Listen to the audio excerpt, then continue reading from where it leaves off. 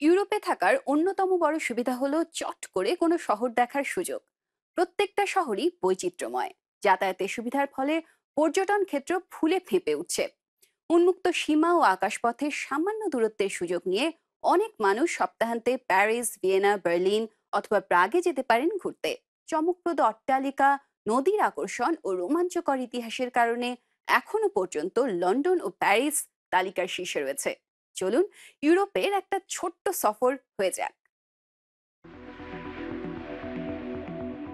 পিসা শহরের হেলে পড়া টাওয়ারের শোভা দেখার মজা, আমস্টারডাম শহরের খালপথে নৌকায় করে বেড়ানো, বার্লিনের ক্লাবে রাতের আনন্দ নেওয়া, অথবা অসলো শহরের নতুন অপেরা ভবন দেখা। ইউরোপের শহরগুলির মধ্যে বৈচিত্র্যের অভাব নেই। এই বৈচিত্র্য ও বিভিন্ন শহরের মধ্যে সহজে যাতায়াতের সুবিধার ফলে পর্যটন ক্ষেত্র ফুলে ফেপে উঠছে। নতুন ফিলহারমোনিক অর্কেস্ট্রা ভবন চালু হবার পর হামবুর্গ শহর আরও আকর্ষণীয় হয়ে উঠেছে। গত ১০-১৫ বছর ধরে ইউরোপের শহরগুলিতে ভ্রমণের প্রবণতা বেড়েই চলেছে। প্রতি বছর আরও বেশি মানুষ বড় শহরগুলিতে বেড়াতে যাচ্ছেন। শুধু রাজধানী নয়, মাঝারি ও ছোট মাপের শহরগুলিও ইউরোপের পর্যটকদের কাছে আকর্ষণীয় হয়ে উঠছে। চমকপ্রদ অট্টালিকা, নদীর আকর্ষণ ও রোমাঞ্চকর ইতিহাসের কারণে এখনও পর্যন্ত লন্ডন ও প্যারিস তালিকার শীর্ষে রয়েছে। সন্ত্রাসী হামলা বা ব্রেক্সিট নিয়ে দুশ্চিন্তা সত্ত্বেও পর্যটকরা দমে যাওয়ার পাত্র না। সেতুগুলির স্থাপত্যশৈলী কাউকে টানে। নত্রদাম গির্জার ঘণ্টা কারো মন মাথায়। পূর্ব ইউরোপের শহরগুলির জনপ্রিয়তাও বাড়ছে। বেলগ্রেড শহরের নতুন সাংস্কৃতিক পরিবেশের আকর্ষণও কম নয়। স্থাপত্যশৈলী ও উষ্ণ প্রস্রবণের কারণে বুদাপেস্ট পর্যটকদের মন মাতায়।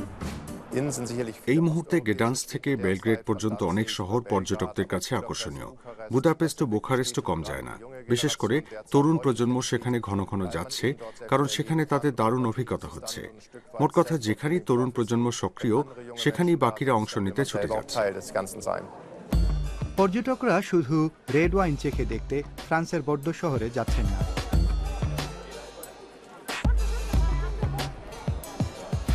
সম্প্রতি সেখানে এক ইন্টারঅ্যাক্টিভ ওয়াইন মিউজিয়াম চালু হয়েছে। তার আকর্ষণে আরও পর্যটক আসবেন বলে আশা করা হচ্ছে।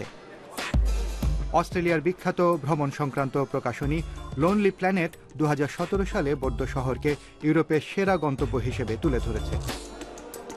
তবে একটি সূত্র অনুযায়ী মার্কিন পর্যটকদের কাছে ইটালির ফ্লোরেন্স শহর সবচেয়ে প্রিয় গন্তব্য।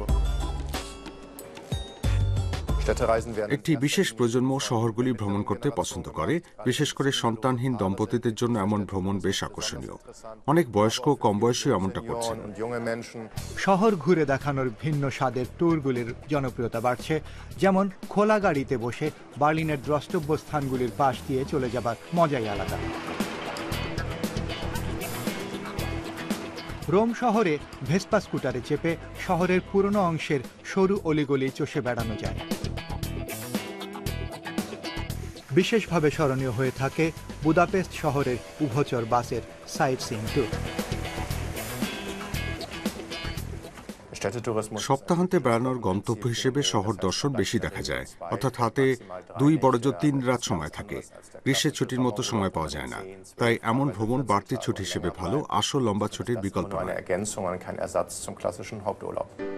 শহর ভ্রমণ করার সময় পর্যটকরা অনেক কিছু করতে চান।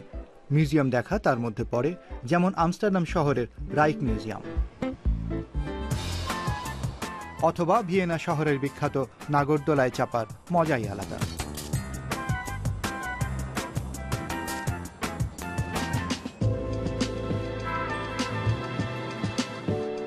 কোপেনহেগেন শহরে অত্যাধুনিক অ্যাকুয়ারিয়ামে প্রায় 20,000 মাছ রয়েছে।